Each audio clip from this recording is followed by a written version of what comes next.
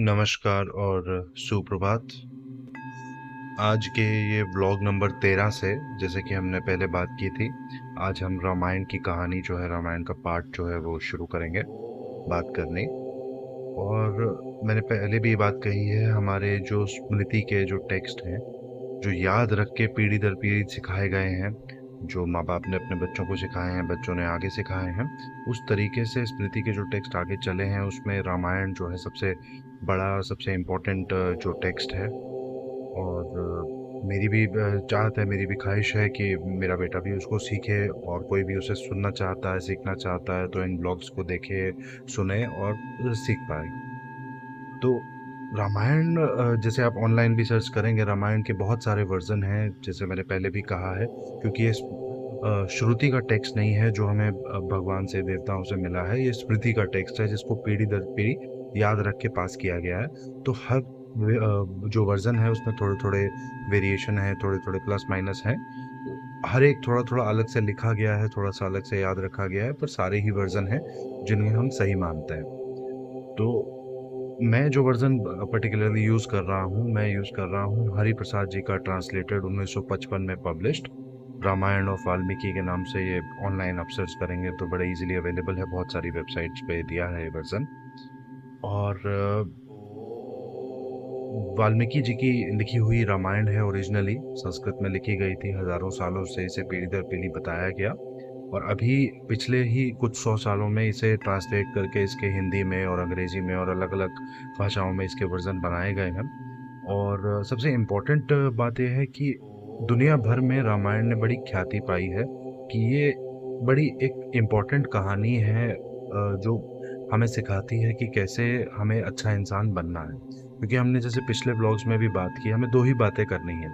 एक, हमें भ्रमण से कैसे जुड़ना है, और दूसरा, हमें दुनिया को अच्छा कैसे बनाना है ताकि हमारे लिए, संसार के लिए सब चीज़ें अच्छी हों। तो रामायण दोनों ही प्रिंसिपल्स को बड़े अच्छे से एक्सप्लेन करती है, बड़े सरल तरीके से, बड़े सिंपल तरीके से, ताकि कोई भी व्यक्ति इसे समझ पाए, कोई भी व्यक्ति इससे जुड़ पाए, और कोई भी व्यक्ति उस कम्युनिटी का हिस्सा बन पाए जो अच्छी दुनिया बनाने में इंटरेस्टेड है, अच्छी चीज़ें करने में इंटरेस्टेड है। तो शुरू करते हैं। रामायण में जो है 8 अध्याय हैं, 8 किताबें हैं रादर, मैं कहूँगा। तो पहली है बाल कांड, जिसमें श्री राम पैदा होते हैं, उसके बारे में बताया गया है। फिर है अयोध्या कांड, फिर है अरण्या कांड, फिर है कृष्ण का कांड, फिर है सुंदर कांड, फिर है युद्ध कांड, फिर है उत्तर कांड। सॉरी, 8 नहीं, 7 जो है इसमें किताबें हैं, 7 बुक्स हैं। और ये 7 बुक्स की कहानी शुरू होने से पहले एक छोटी सी कहानी है वाल्मीकि जी के बारे में, वो भी मैं आपके साथ जो है साझा करना चाहूँगा। कि ऐसा बताया जाता है, ऐसा लिखा गया है, ऐसा जो है कहते हैं, मान्यता है कि वाल्मीकि जी जो थे, हमेशा से एक ऋषि नहीं थे, एक ब्राह्मण नहीं थे। वो एक समय एक बड़े चोर थे, एक बड़े डकैत थे, जो जंगलों में लोगों को लूटा करते थे, मारा करते थे, और बड़ी चीज़ें किया करते थे जो बहुत अच्छी नहीं थी। एक बार जंगल में उन्हें जैसे वो जा रहे थे, तो उनको 2 लोग दिखे, और उन्हें हुआ कि इनको मैं लूटूंगा। तो उनके पास वो गए, उन्होंने अपनी तलवार वगैरह दिखाई और ऐसे बोला, "यार, तुम तो बड़े अच्छे लग रहे हो शक्ल से, तुम्हारे पास तो सोना चांदी बहुत कुछ होगा, मुझे दो।" तो वो दोनों जो लोग थे वो बैठ गए उस रास्ते पे। तो बोले, "हमारे पास तो कुछ नहीं है।" तो वाल्मीकि जी ने पूछा कि भाई, तुम तो शक्ल से और कपड़ों से, अपने हाव भाव से बड़े बढ़िया, एकदम रिच टाइप के, जो है अमीर टाइप के लग रहे हो, तो तुम्हें कैसे, तुम्हारे पास कुछ नहीं है, कुछ दो मुझे। तो उन्होंने बोला, यार, हमारे पास तो, हम तो साधु लोग हैं, हमारे पास ज्ञान है देने के लिए, तो हम तुम्हें ज्ञान दे सकते हैं। तो वाल्मीकि जी उस समय बड़े लालच में थे, तो बोले, अच्छा दो, जो है तुम्हारे पास मुझे दो। तो उन दोनों जो साधुओं ने वाल्मीकि जी को बैठा, थोड़ा वेदों का उपदेश दिया, और तब वाल्मीकि जी की आंखें खुली कि मैं जो कर रहा हूँ, जैसा जीवन जी रहा हूँ, ये ठीक नहीं है, और मुझे जो है एक अच्छा, जो है सभ्य जीवन जीना है। और उन्होंने ये चोरी का, डकैती का जो है रास्ता छोड़ा, और उन्होंने उन्हीं ऋषियों के साथ जाके अपना जो है वेदों का ज्ञान, जो है वेदों का पढ़ना जो है शुरू किया। और कई साल तक उन्होंने वेदों को पढ़ा, कई साल तक वेदों को समझा, उसके बारे में बहुत सारे ऋषियों मुनियों से चर्चा की, और जो अपना ज्ञान है उसकी वृद्धि की है। तो एक दिन ऐसा आया जब नारद जी, जो ब्रह्मा जी के बेटे हैं, हम मानते हैं मान्यता में, तो नारद जी उनके सामने से गुजर रहे थे, तो वाल्मीकि जी ने उनसे पूछा कि नारद जी, मैंने तो अपना जीवन जो है बदल लिया है, बड़े अच्छे ढंग से मैंने जो है पुराना जो मेरा रास्ता था चोरी का, डकैती का, सब छोड़ दिया है, और अब मैं कोशिश कर रहा हूँ एक अच्छा इंसान बनने की। तो मुझे बताइए कि दुनिया में कोई ऐसा इंसान है, कोई ऐसा व्यक्ति है जो सही में बहुत अच्छा है, जो वेदों के हिसाब से एकदम बढ़िया परफेक्ट तरीके से जो है जिंदगी को जी रहा है? तो नारद जी बड़ी खुशी से उनको संक्षेप में रामायण बताते हैं, बड़ी बड़ी छोटे एकदम ब्रीफ में, कि देखो ऐसे जो व्यक्ति हैं जो बड़े अच्छे तरीके से, बड़े सही ढंग से, जिन्होंने वेदों को बड़े पूरे तरीके से अपने अंदर समाया है, ऐसे एक व्यक्ति हैं, श्री रामचंद्र हैं। उन्होंने वो पैदा हुए हैं इक्ष्वाकु वंश में, किंग दशरथ, जो राजा दशरथ है उनके परिवार में। और इन्होंने जो है अपने अंदर सारी जो क्वालिटीज होती हैं एक इंसान की, जो वेदों में बताई गई हैं, सारी अपने अंदर समाई हैं। और ये हालांकि पैदा जो हुए हैं क्षत्रिय परिवार में हुए हैं, लेकिन ये बड़े ज्ञानी भी हैं, विद्वानी भी हैं। और इन्हें देश कैसे चलाना है, अपने सबके साथ रहना कैसे है, बड़े प्रेम भाव से लोगों को रखना कैसे है, सब चीज़ें बड़ी अच्छी से आती हैं।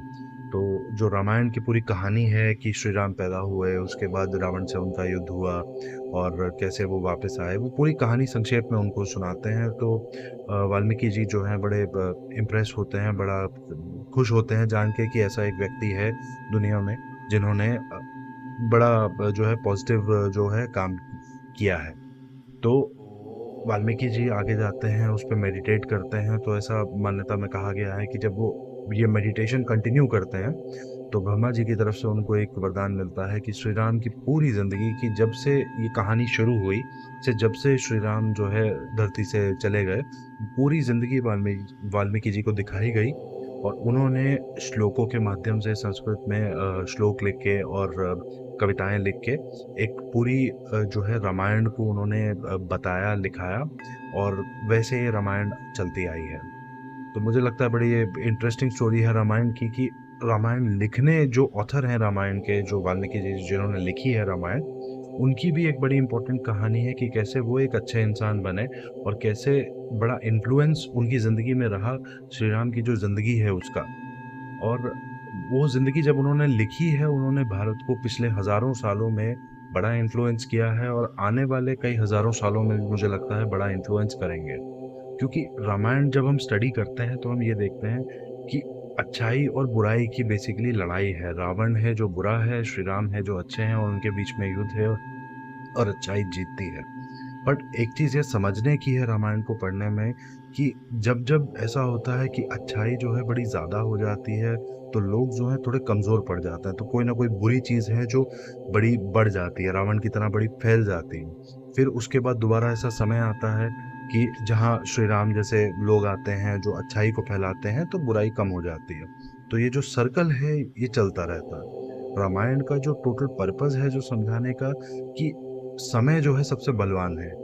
अच्छे लोग कभी दुनिया में आते हैं, अच्छाई बढ़ जाती है, कभी बुरे लोग दुनिया में आते हैं, बुराई बढ़ जाती है। लेकिन ये जो चक्र है जो चलता रहता है, और हमें इस चक्र में जो है कोशिश करनी है बार बार, कि हम जो है अच्छे काम करें, अच्छे कर्म करें, और दुनिया को अच्छा बनाएं, ताकि ये चक्र में जब भी आए दुनिया में, तो दुनिया जो है हमें, संसार जो है अच्छा संसार मिले। तो अब मैं ज़्यादा समय नहीं लूँगा, इसको मैं शुरू करता हूँ पहले बाल कांड से। तो बाल कांड में ऐसा बताया गया है कि पुराने जो ज़माने में हज़ारों साल पहले एक शहर हुआ अयोध्या का। तो अयोध्या का जो मतलब है नाम का, वो है अयुध्या, जिसे युद्ध में हराया नहीं जा सकता। तो ये बड़ा जो है एक मैं कहूँगा सरल तरीके से समझाया गया है कि बड़ा एक जो अयोध्या का शहर है वो इतना बड़ा शहर था उस समय पे, दुनिया के सबसे बड़े शहरों में से उसको माना गया है, कि जहाँ पे जो राजा दशरथ हैं बड़े अच्छे से, बड़े पॉजिटिव तरीके से जो है राज करते थे। उनके जितने भी लोग थे अयोध्या शहर में, और उनके जो राज्य था, जो किंगडम था उसके अंदर, बड़े खुश थे। जो ब्राह्मण थे वो पूजा अर्चना यज्ञ ये सब करते थे अच्छे से।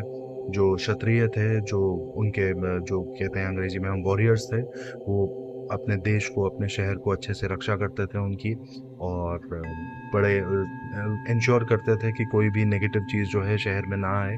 और जो वैश्य थे, जो मर्चेंट्स थे, जो बिजनेसमैन थे, वो अच्छे से अपने बिजनेस को चलाते थे बढ़िया से, कि जो है सब लोगों को जो है प्रोस्पेरिटी जो है, सब लोगों को खुशहाली जो है सब लोगों तक पहुंचे, सब लोगों तक रहे। और जो लोग शुद्ध थे वो लोग अपना साफ सफाई रखने में बिल्कुल इंश्योर करते थे कि सब जो है बढ़िया से रहे। तो ये चीज़ बड़ी समझने वाली है, जो कही गई है कि श्री राम में सारे गुण थे। उन्हें माना गया है कि वो पुरुष उत्तम थे, पुरुषों में सबसे उत्तम। तो सब जो वर्ण हैं, सब जो ये बातें हैं, इनमें जो सब पॉजिटिव चीज़ें जितनी भी थी वो सब श्री राम में आई गई थी। तो आगे बढ़ते हैं। तो किंग दशरथ का जो राज्य था, बड़ा ही कहते हैं बड़ा खुशहाल राज्य था, और सब लोग उसमें खुश रहते थे, सब लोग एक साथ रहते थे। और जो खुशहाली थी वो चारों तरफ फैली हुई थी। जो राज्य का जो ये था कि दुनिया को भी पता था कि ये राज्य जो है बड़ा एक इम्पोर्टेंट राज्य है, बड़ा एक खुश राज्य है। और बाकी भी जो दुनिया में शहर थे बड़े उस समय पे, वो भी जानते थे कि अयोध्या एक बड़ा ही व्यापी जो है जगह है संसार में। तो किंग दशरथ के जितने मंत्री थे वो भी अपना इंश्योर करते थे कि जो उनकी एडमिनिस्ट्रेशन है, जो राजपाट है, वो बढ़िया से चले। जो लोग थे अच्छे से काम करते थे, अच्छे से खुश रहते थे, और बड़ा ही पॉजिटिव तरीके का एनवायरनमेंट था अयोध्या के अंदर। तो ये पॉजिटिव एनवायरनमेंट के अंदर जो है किंग जो है हमारे जो राजा थे, उनको एक बड़ी दशरथ जो राजा थे उनको बड़ी एक आशा हुई, बड़ी एक चाहत हुई कि मेरे भी बच्चे हों, मेरे भी पुत्र हों, जो मेरे साम्राज्य को आगे चलाएं, जो इंश्योर करें कि मेरे मरने के बाद भी अयोध्या जो है आगे अच्छे से चले, बढ़िया से चले। तो उनकी जो है पत्नियां थी, उनके साथ मिल के उन्होंने एक यज्ञ का आयोजन किया कि मैं जो है अश्वमेध यज्ञ करूंगा। तो अश्वमेध यज्ञ में क्या रहता है कि एक घोड़े को खुला छोड़ा जाता है, और 1 साल के लिए उसे कहीं भी जाने दिया जाता है जहां भी वो जाना चाहे। तो जिस भी राज्य में वो जाता है, तो उसके जो राजा हैं, या तो वो आपसे मित्रता करते हैं या आपसे युद्ध करते हैं, आपको सबमिट करते हैं कि वो आपको जो है आपके राज्य के अधीन आ जाएंगे, या आपसे मित्रता करके आपको अपने साथ ले लेंगे। तो जब राजा दशरथ का ये हुआ कि भाई मुझे जो है अश्वमेध यज्ञ करना है ताकि मुझे पुत्रों की प्राप्ति हो, तो उन्होंने अपने जितने भी ऋषि हैं, मुनि हैं अपने अयोध्या के अंदर, उन्होंने सबसे पूछा, बात की, और सब लोगों ने मिलके उन्हें बताया कि सर जो है राजा जी, आपको ऐसा ऐसा करना है, ये उसकी विधि है, ये उसका तरीका है, और ये इस तरीके से किया जाता है, ऐसे होगा। और कहते हैं, बड़ी मान्यता है कि अयोध्या में उस समय पे बड़े बड़े जो है बिल्डिंग्स को, बड़े बड़े जो है चीज़ों को बनाया गया, जिसमें ये बहुत बड़ा एक यज्ञ हुआ। तो जब ये 1 साल का जो ये यज्ञ होता है, हवन होता है अश्वमेध यज्ञ, तो जब ये शुरू हुआ तो ये राजा ने और उनके ऋषि मुनियों ने, उनके मंत्रियों ने मिलकर शुरू किया। लेकिन जब ये 1 साल का समय पूरा हुआ तो बहुत सारे राजा, बहुत सारे देश भर में जो लोग थे वो आए इस यज्ञ को पूरा करने के लिए। तो वो उस समय की जो सेरेमनी है, बताई जाती है कि दुनिया की सबसे बड़ी सेरेमनी जो है अयोध्या में उस समय हुई, जहाँ पे हजारों लाखों सोने के सिक्के, चांदी के सिक्के, और बहुत सारी गायें, बहुत सारे हीरे मोती जवाहरात जो हैं ब्राह्मणों को दिए गए। बहुत सारे जो गेस्ट थे, जो रॉयल गेस्ट जिनको बोलते हैं, जैसे दूसरे किंगडम का कोई राजा है या कोई बड़ा विशेष व्यक्ति है, उन सबको बड़े चीज़ें दिए गए। तो बताया जाता है कि सबसे बड़ा जो है एक आयोजन उस समय का हुआ, जो उस समय तक शायद धरती पे कभी नहीं हुआ था।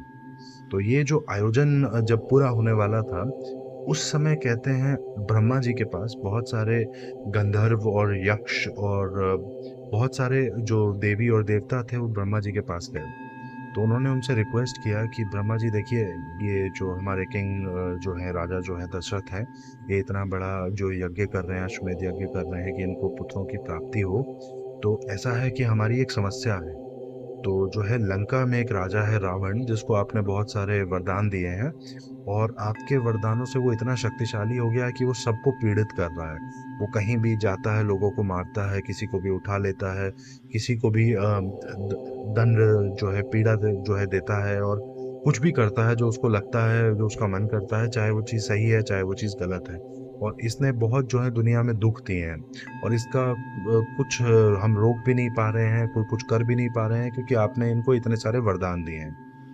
तो ब्रह्मा जी बताते हैं उन लोगों को, देखो ऐसा है, रावण जो बुरे काम कर रहा है, मैं भी जानता हूँ ये बुरे काम कर रहा है, बहुत बुरे काम कर रहा है, नहीं करने चाहिए। लेकिन जो मैंने इसको वरदान दिए हैं, जो इसने मुझसे मांगा है कि कोई भी यक्ष, कोई भी देवी, कोई भी देवता, कोई भी असुर जो है इसे ना मार पाए। तो इसे मैं तो सीधा सीधा मार नहीं सकता, क्योंकि मैंने ऐसा वरदान इसको दिया है। तो लेकिन इसने जो है ये मुझसे नहीं मांगा है कि कोई इंसान इसको मार पाए, क्योंकि इसको लगता है इंसान जो है, आम आदमी जो है, बड़े छोटे से जीव हैं, बड़े नॉर्मल सी चीज़ है, वो मुझे क्या ही मार पाएंगे। तो इसके लिए हम जो है विष्णु जी के पास, नारायण जी के पास जाते हैं, और उनसे दरखास्त करते हैं कि आप जो है, राजा दशरथ जो हैं, हमारा इतना बड़ा अश्वमेध यज्ञ जो हो रहा है अयोध्या में, उसमें आप अवतरित हों, अवतार लेके आप जन्म लें, और एक आम इंसान की तरह आप जो है रावण को मारें, और धरती से जो ये बुरी जो चीज़ धरती पे आ गई है, उससे जो है रिजोल्यूशन हो, वो जो खत्म हो। तो सारे देवी देवता और ब्रह्मा जी मिलके विष्णु जी के पास जाते हैं, उनको बोलते हैं कि हे मधुसूदन, मधुसूदन विष्णु जी का एक नाम है, कि आपने जो है इतने अवतार अब तक लिए हैं संसार में, और बार बार जो है बुराई का खात्मा किया है, ताकि संसार जो है व्यापी बन सके, अच्छा बन सके, और संसार बढ़ सके आगे। तो अब फिर एक ऐसी समस्या आई है जिसमें जो रावण है उसने बहुत सारे वरदान लिए हैं, और अब वो मिसयूज कर रहा है, बड़ा गलत इस्तेमाल कर रहा है उसका, लोगों को बड़ा तकलीफ दे रहा है। तो आप जो है संसार को इनसे बचाइए। जो दशरथ जो हमारे राजा हैं, उन्होंने बड़ा अश्वमेध यज्ञ किया है, तो उसमें जो है आप अवतरित हों, और जो है एक इंसान बन के आप रावण से मुक्ति दिलाइए। तो विष्णु जी जो है सबको आश्वासन देते हैं कि हाँ, मैं ऐसा करूँगा, ये करना सही है, संसार चलाने के लिए बड़ा ज़रूरी है कि ये जो बुराई जो है रावण की जो इतनी बढ़ गई है, इसको जो है ख़त्म किया जाए।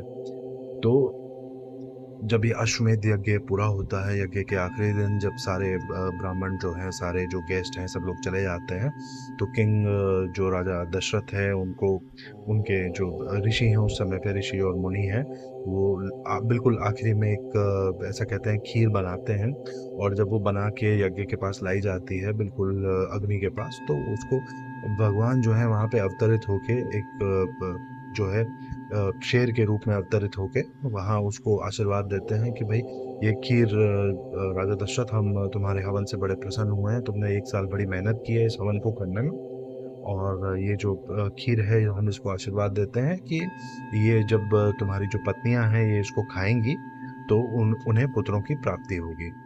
तो राजा दशरथ और अयोध्या सब लोग बड़े खुश होते हैं, जो सब उस हवन में हैं, भगवान को बड़ा आदर दिया जाता है, बड़ा सम्मान दिया जाता है, और उनको बड़ा सत्कार किया जाता है कि बहुत धन्यवाद, आपने जो है हमारा जो हवन है, हमारा जो यज्ञ है, उसको जो है सक्सेसफुल, उसको पॉजिटिव तरीके से आपने खत्म कराया है। और जो है राजा जो है उसके बाद फिर अपनी जो पत्नियां हैं, चार जो पत्नियां हैं, उनके पास जाते हैं, उनको बताते हैं कि भाई ऐसा ऐसा हमारा जो है ये यहाँ यज्ञ जो था, ये बड़े अच्छे तरीके से संपन्न हुआ है, बड़े पॉजिटिव तरीके से, और ये जो खीर है इसको आशीर्वाद दिया है भगवान ने, और खीर खाने से हमें पुत्रों की जो है प्राप्ति होगी। तो उनकी जो पत्नियां हैं, जो हैं कैकई हैं, और कौशल्या हैं, और सुभद्रा हैं, और सॉरी, जो सबसे बड़ी जो रानी है, जो रानी कौशल्या है, उनको श्री रामचंद्र पैदा होते हैं उनके यहाँ। जो कैकई हैं उनके यहाँ भरत पैदा होते हैं, और सुमित्रा जो रानी है उनके यहाँ लक्ष्मण और शत्रुघ्न, जो ट्विन ब्रदर्स हैं, वो पैदा होते हैं।